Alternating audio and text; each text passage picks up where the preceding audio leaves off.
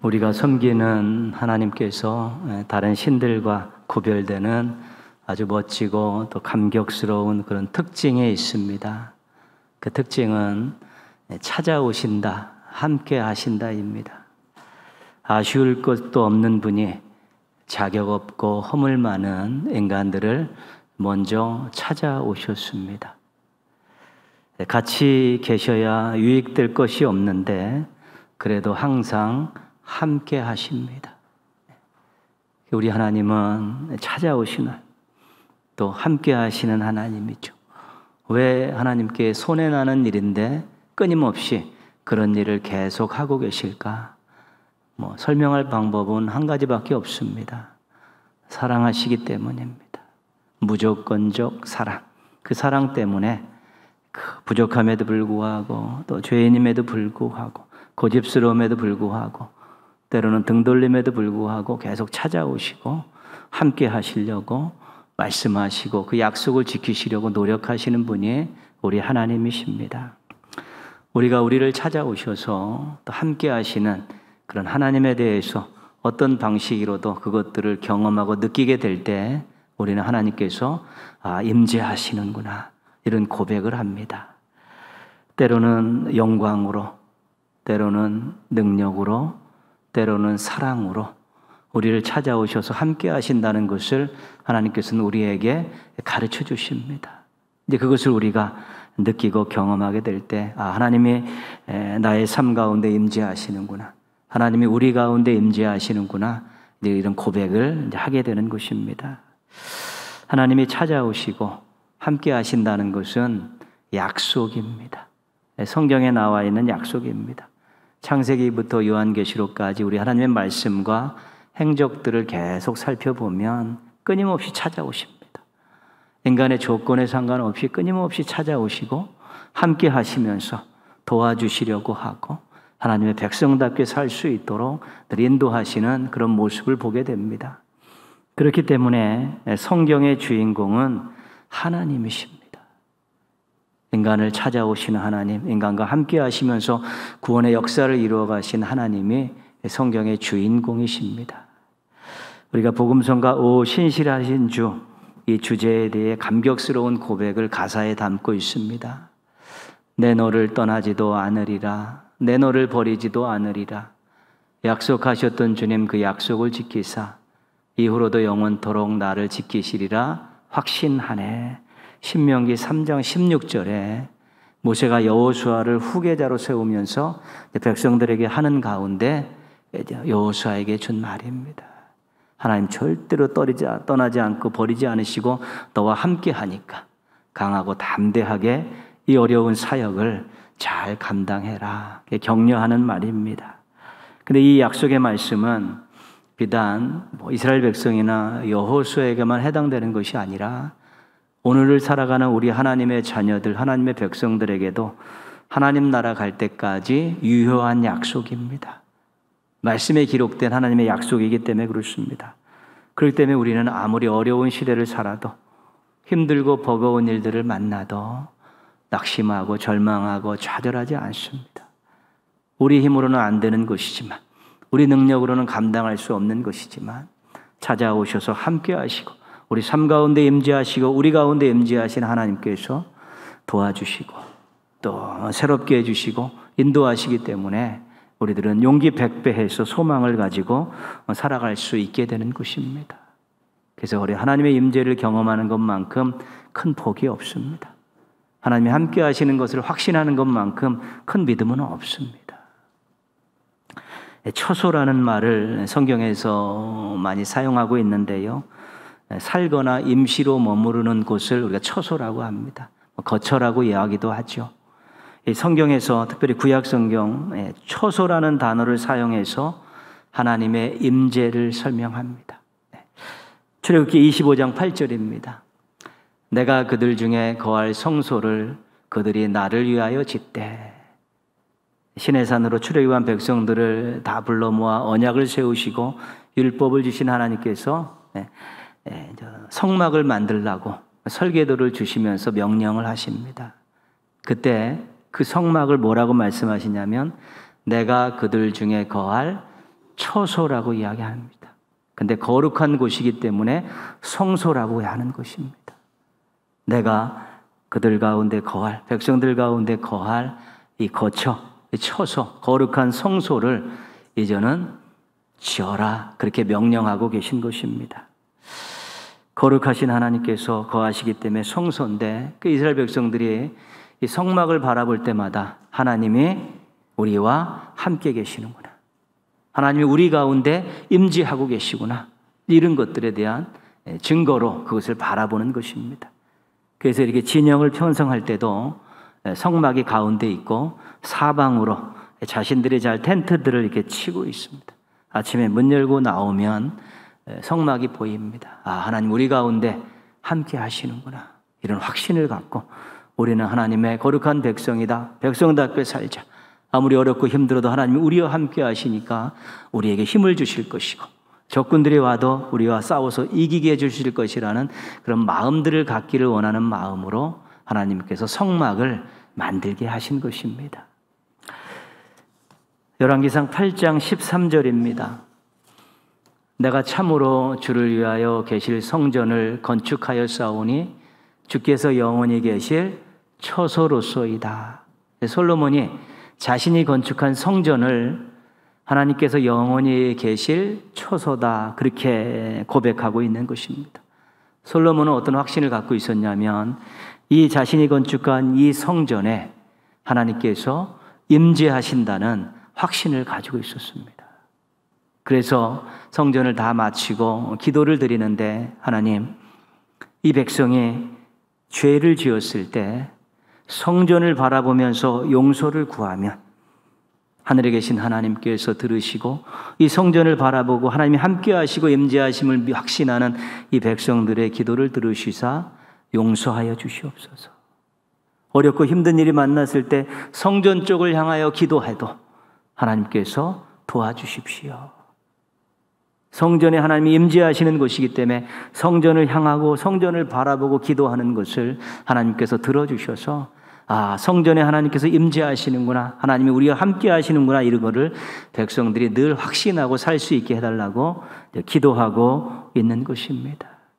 어떻게 보면 구약의 백성들은 성막을 바라보면서, 아, 하나님이 우리와 함께 하시고 우리 속에 임재하시는구나, 성전을 바라보면서, 아, 하나님이 우리와 함께 하시고 우리 속에 임재하시는구나, 이런 증거들, 보이는 증거들을 가지고 있었기 때문에 그들의 신앙은 어떻게 보면 더욱더 지금보다는 훨씬 더 쉬웠을 것입니다. 우리도 그렇지 않습니까?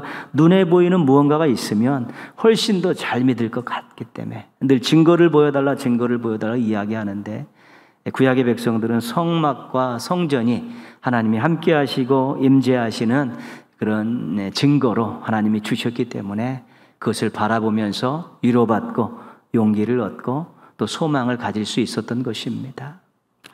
여러분들은 하나님의 함께 하심을 얼마나 또 느끼고 고백하십니까? 하나님이 여러분 가운데 임재하신다는 사실을 얼마나 경험하고 고백하십니까? 하나님 나와 함께 하시는구나, 하나님 우리 가정에 임재하시고 하나님께서 우리 교회에 임재하시는구나, 이런 것들을 우리가 느끼고 고백할 수 있으면 정말 행복한 사람들이고요, 미래의 소망을 가지고 살 수 있는 멋진 인생들이 되어질 수 있게 되는 것입니다. 그런데 우리들에게는 그런 성막이라든가 성전이라는 그 눈에 보이는 증거가 없습니다.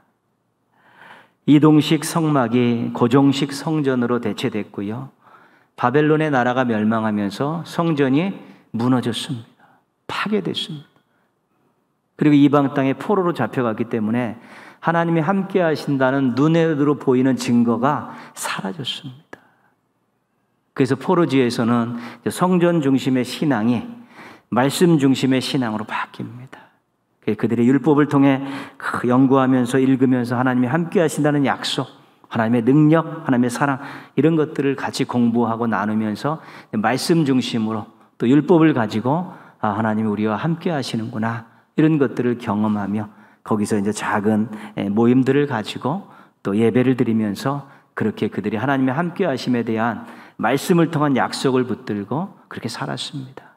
포로에서 돌아와서 성전을 졌지만 성전이 말씀보다 그렇게 중요해지지 않았습니다. 약화됐고 이제는 이 말씀이 하나님의 살아계심과 함께하심을 증거하는 그 증거로 이제 신앙인들에게 이렇게 중심에 이제 서게 된 것입니다.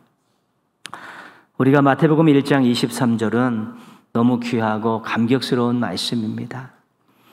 보라, 처녀가 잉태하여 아들을 낳을 것이요 그 이름은 임마누엘이라 하리라 하셨으니 이를 번역한즉 하나님이 우리와 함께 계시다 함이라. 예수님의 이름, 이 땅에 인간의 몸을 입고 태어나신 예수님의 이름을 임마누엘이라 이렇게 가르쳐 주었습니다. 하나님이 우리와 함께 계시다. 이 말씀은 예수님이 하나님이 우리와 함께 하시고 우리 가운데 임재하신다는 증거라는 것입니다. 그래서 우리가 예수님을 인격적으로 만나서 내 마음속에 구주로 영접하는 그 순간에, 또 예수님의 이름으로 기도하는 그 순간에, 예수님을 전하는 그 순간에, 또 예수님을 자기 십자가를 지고 예수님을 따라가는 그 순간에 하나님이 함께 하신다는 확신을 갖게 되는 것입니다. 그래서 예수님을 믿습니다. 그 말에는 하나님이 나와 함께 하시고 우리 가운데 임재하십니다라는 그 믿음이 같이 붙어 있는 것입니다. 동전의 양면처럼 붙어 있는 것입니다. 왜냐하면 하나님께서 예수님을 함께 하심의 증거로 보내셨기 때문에 그렇습니다. 그런데 나는 예수님을 믿습니다. 그런데 함께 하심은 아직까지 확신이 안 갑니다. 그러면 그건 잘못된 것입니다. 말씀으로 교정을 해야 됩니다. 예수님이 함께 하심의 증거니까 예수님을 믿으면 함께 하심도 믿음의 대상이 될 수 있는 것입니다. 착오가 있으면 안 되는 것입니다. 오늘 에베소서 말씀은 교회에 대한 말씀입니다. 교회에 대한. 교회를 건물에 비유하고 있죠. 왜냐하면 이제는 구약에는 성전이 있었고 또한 백성들 사이에서는 건물에 비유하는 것이 훨씬 쉽기 때문에 처음에는 건물에 비유합니다. 20절 말씀 가지고 계신 성경으로 봅니다. 너희는 사도들과 선지자들의 터 위에 세우심을 입은 자라. 그리스도 예수께서 친히 모퉁이 돌이 되셨느니라. 터와 모퉁이 돌입니다. 터는 건물에 기반하고 가장 기초적인 작업이죠. 그리고 모퉁이 돌은 맨 마지막 공정입니다. 머릿돌입니다. 그렇기 때문에 예수님께서 교회라는 이 성전이라는 이 건물에 처음과 나중이 되신다. 이제 그런 뜻으로 이렇게 소개하고 있는 것이죠. 21절 말씀 보시면요. 그의 안에서 건물마다 서로 연결하여 주 안에서 성전이 되어가고, 그 안에 있는 건물들이 서로 연결해서 주님이 거할 수 있는 그 성전이 되어져 간다고 이렇게 말합니다. 여기까지 보면 건물로 지금 교회를 설명하고 있습니다. 근데 22절 가시겠습니다. 22절 같이 읽겠습니다. 너희도 성령 안에서 하나님이 거하실 초소가 되기 위하여 그리스도 예수 안에서 함께 지어져 가느니라. 거기서 우리가 앞에 살펴보았던 단어가 등장합니다. 초소가 등장합니다. 하나님이 거하실 초소. 그리고 19절 말씀 보시면요. 그러므로 이제부터 너희는 외인도 아니요 나그네도 아니요 오직 성도들과 동일한 시민이요 하나님의 권속이라. 이제는 교회가 믿는 사람들, 하나님의 가족들, 또 성도들, 하나님 나라의 백성들이 모여서 만든 공동체라는 것입니다. 건물이 아니라 그 공동체가 하나님이 거하실 초소가 되어야 된다는 것입니다. 그러니까 우리가 이렇게 함께 모여서 예배드리는 여기가 하나님이 거하시고 임재하시는 초소가 되어야 되고, 우리가 또 작은 모임들로 가서 거기서 예수 그리스도의 이름으로 모여서 하나님 영광을 위한 일들을 하게 될 때 거기가 하나님이 임재하시는 초소가 되어야 된다는 것입니다. 그 말씀을 하고 계신 것입니다. 마태복음 18장 20절은 이렇게 말씀합니다. 두세 사람이 내 이름으로 모인 곳에는 나도 그들 중에 있느니라. 사람들이 모이는 곳에는 우리 주님께서 임재하시고 함께 하신다는 아주 귀한 약속입니다. 그래서 신앙 공동체는 하나님의 임재를 경험할 수 있어야 되는 것입니다. 우리가 작은 성도들의 모임이라도, 또 기관과 부서의 모임이라도, 구역의 모임이라도, 우리 전체 회중이 모이는 이런 예배의 모임이라도, 이것에서 우리가 하나님의 임재를 경험해야 되는 것입니다. 임재를 경험하라고, 임재를 경험하게 하기 위해서 하나님께서 이 공동체를 세워주신 것입니다. 그래서 하나님의 임재를 경험하지 못하는 공동체는 세상의 모임과 별반 다른 것이 없습니다. 모여서 나누고 즐겁고 그렇게 이제 유익한 시간들을 보내는 것하고는 차원이 다른 것입니다. 우리가 하나님의 임재를 경험하고 하나님이 우리 가운데 함께 하시는, 우리 한 명 한 명을 기억하시는구나, 하나님이 우리를 통해서 영광 받으시길 원하시는구나, 이런 것들을 우리가 경험할 때 그 공동체가 진정한 공동체가 될 수 있는 것입니다. 하나님께서 예수님을 하나님의 함께 하심의 증거로 우리들에게 보내주셨습니다. 여러분, 예수님 때문에 하나님이 함께 하신다는 사실에 대한 확신을 가지고 있습니까? 하나님께서 신앙 공동체인 교회를 통해서 하나님의 임재를 경험하기를 원하십니다. 여러분이 속해 있는 그런 공동체 속에서 하나님의 임재를 경험하십니까? 꼭 경험하시고 많이 경험하시고 자주 경험하시기를 바랍니다. 22절의 마지막 말씀은 어떻게 되어 있냐면 함께 지어져 가느니라. 이 신앙 공동체는 건물은 개축하지 않는 한 변화가 없습니다. 근데 신앙 공동체는 살아있는 생물입니다. 이것들은 살아있는 사람들이 모였기 때문에 늘 새로운 모습으로 계속 변화할 수 있고 성장할 수 있기 때문에 너희들이 이 신앙 공동체, 하나님이 임재할 수 있는 신앙 공동체를 함께 만들어 가라고 그렇게 우리들에게 요구하고 계신 것입니다. 교회의 지체들은 신앙 공동체인 교회에서 하나님의 임재를 충분히 경험할 수 있어야 됩니다. 그래서 예배가 중요한 것입니다. 신앙 공동체인 교회 안에서 하나님의 임재를 경험할 수 있는 가장 중요한 의식이 예배입니다. 왜냐하면 예배는 하나님을 찬양합니다. 하나님의 말씀을 듣습니다. 우리가 감사의 고백을 드리고 또 우리가 또 예물도 드리고 하나님이 우리에게 임재하셔서 복도 주시고 그렇습니다.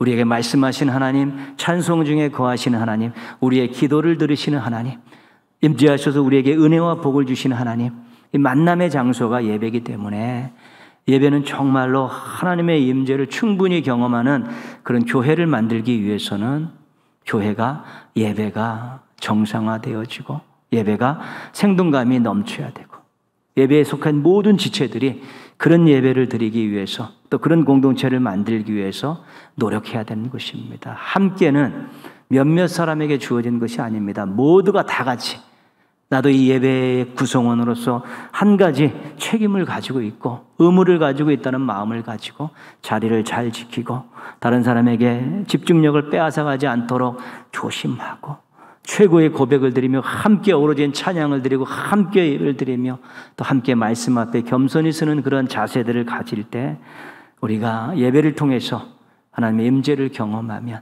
예배가 살아있는 교회가 정말 하나님의 임재를 경험할 수 있는 신앙 공동체의 멋진 모습을 유지할 수 있게 되는 것입니다. 그 다음에 교회는 성도의 교제가 아주 중요합니다. 성도의 교제를 통해서 하나님의 임재를 경험할 수 있기 때문에 그렇습니다. 사랑이 있는 곳에는 우리 하나님이 역사하십니다. 함께 모여서 서로 나누고 또 서로 축복하고 협력하는 그곳에는 우리 하나님 임재하셔서 놀라운 일들을 이루어 주시는 것입니다. 성결한 곳에, 거룩한 곳에 우리 하나님이 임하시는데 사랑이 있는 그곳은 거룩하고 성결한 곳이기 때문에 그렇습니다. 그래서 우리가 건강한 성도의 교제를 위해서 서로 노력해야 되는데 한 가지 꼭 기억해야 할 것은 우리가 우리 지체를 한 명 한 명을 존중히 여겨야 되는 것입니다. 인간적인 조건들을 가지고 어떻게 소외시키고 또 차별하고 이런 것들은 절대 대해서는 안 되는 것입니다. 우리 모두가 다 용서받은 죄인들입니다. 은혜로 구원받고 하나님의 자녀가 되었기 때문에 그리스도 안에서는 똑같은 조건을 가지고 있는 것입니다. 근데 인간적인 조건을 가지고 사람들을 구분하고 나누고 서로 적대시하고 이런 일들은 있어서는 안 됩니다. 거기에는 절대로 우리 하나님의 임재하실 수 없고 거기서는 놀라운 일들을 이뤄갈 수 없습니다. 고린도전서 12장에서는 지체론에 대해서 이야기하면서 세 가지를 강조합니다. 지체들은 다 필요하다. 지체들은 다 중요하다. 그 지체들은 서로 동거동락해야 된다. 이게 지체론의 핵심입니다.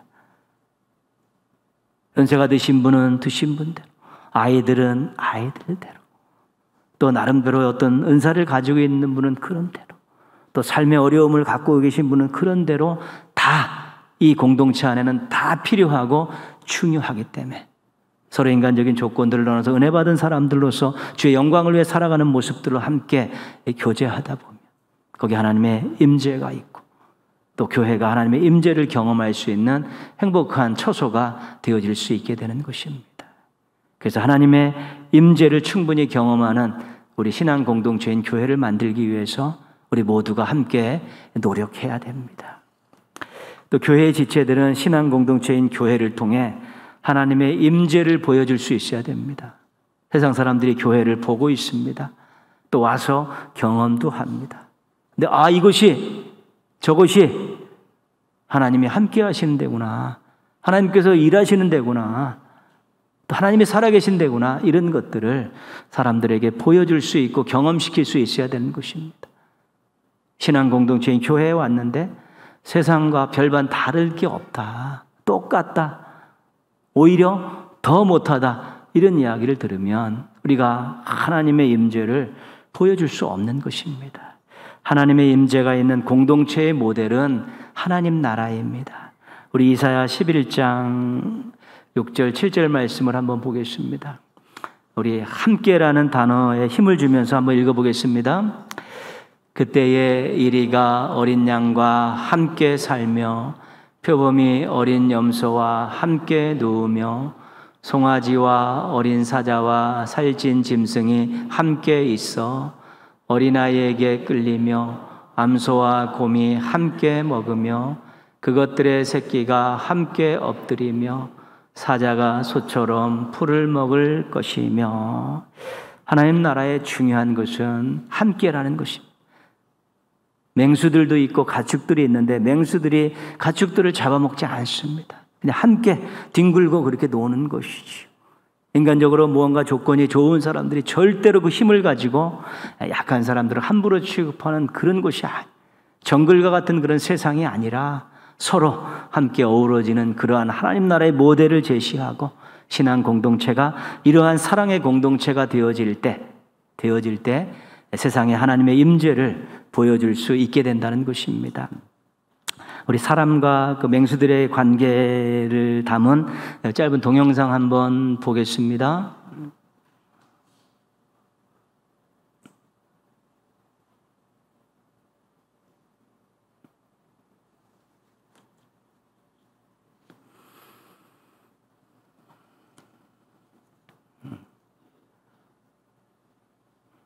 하는 것보다 힘든 일은 없을 것 같은데요. 이제는 다 커버린 남사자와 이들을 길러낸 자원봉사자에게도 마찬가지입니다.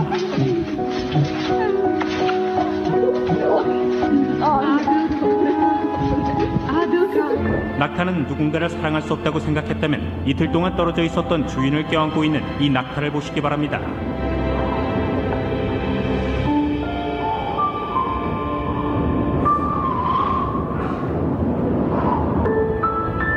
물론 지난 10년 동안 키워온 야생 고양이를 보기 위해서인데요. 이 둘은 도저히 떨어져 지낼 수가 없습니다. 코뿔소 새쌍둥이가 엄마가 돌아오자 그녀를 어떻게 알아보는지 확인해 보시기 바랍니다. 이들 중 하나는 눈이 멀었는데도 말이죠. 이 소녀는 코뿔소들이 태어났을 때부터 이들을 길렀는데요. 수의사 학교를 가기 위해 이들과 2년이나 떨어져 있어야 했을 땐 정말이지 마음이 아팠다고 하네요.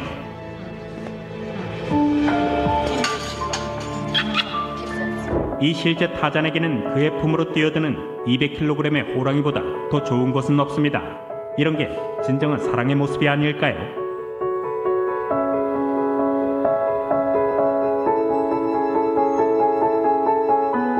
이 여성은 자신을 놓아주지 않는 고양이 때문에 제 시간에 출근을 할 수가 없습니다.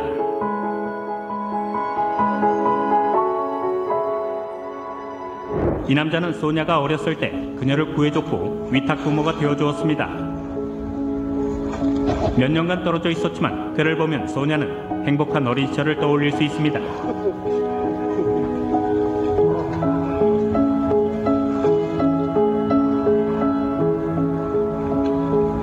이 도마뱀의 유일한 기쁨은 퇴근해서 돌아오신 아빠가 자신을 쓰다듬어 주기를 기다리는 것인데요. 도마뱀은 냉혈 동물이지만 따뜻한 마음을 가지고 있습니다. Are you glad? Are you hungry?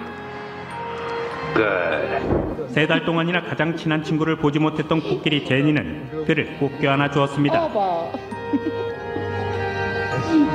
О, смотри, яблоки приехали. 재빠르게 달려오는 늑대무리보다 더 무서운 것이 있을까요? 아니타는 두렵지 않습니다. 이들은 그녀의 가족이기 때문인데요. 늑대들이 꼬리를 흔들고 있습니다. 여러분이 보시는 그대로 말이죠.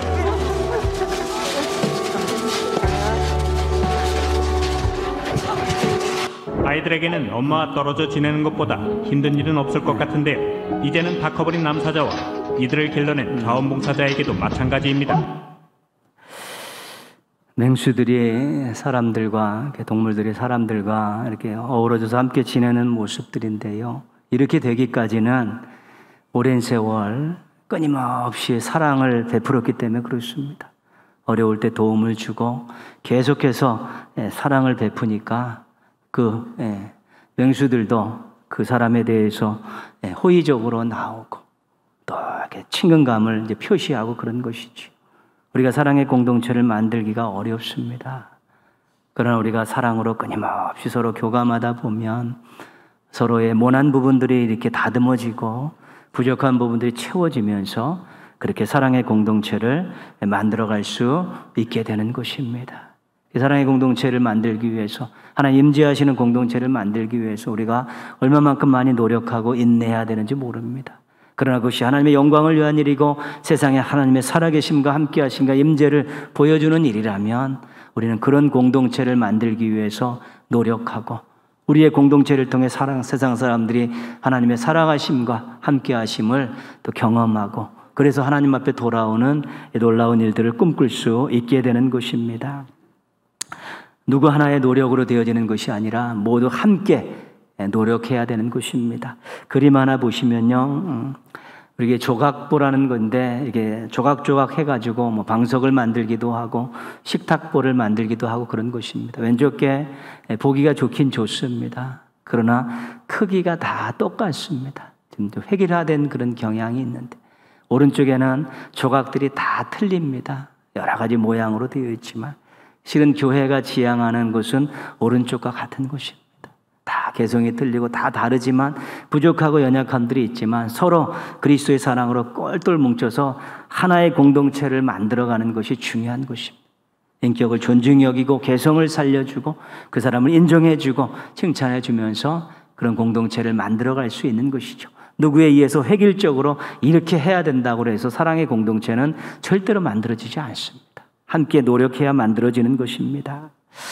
우리가 7월 첫 주에 49주년을 보내고 50년을 향해 나가면서 우리 또 장로님들도 여러 가지 많은 생각들을 하고 또 기도하고 여러분들 나름대로 50주년 우리 교회가 또 어떤 모습을 가져야 될까 생각하고 계신데 이제 저는 또 기도하는 가운데 우리 교회가 하나님의 임재를 충분히 경험하는 그런 교회가 되었으면 좋겠다라는 마음이 있습니다. 예배드리는 장소에서 서로 교제하는 장소에서 봉사하는 장소에서 그런 하나님의 임재를 경험하는 행복한 그런 교회를 꿈꾸고 성도들을 꿈꾸기를 원하고요.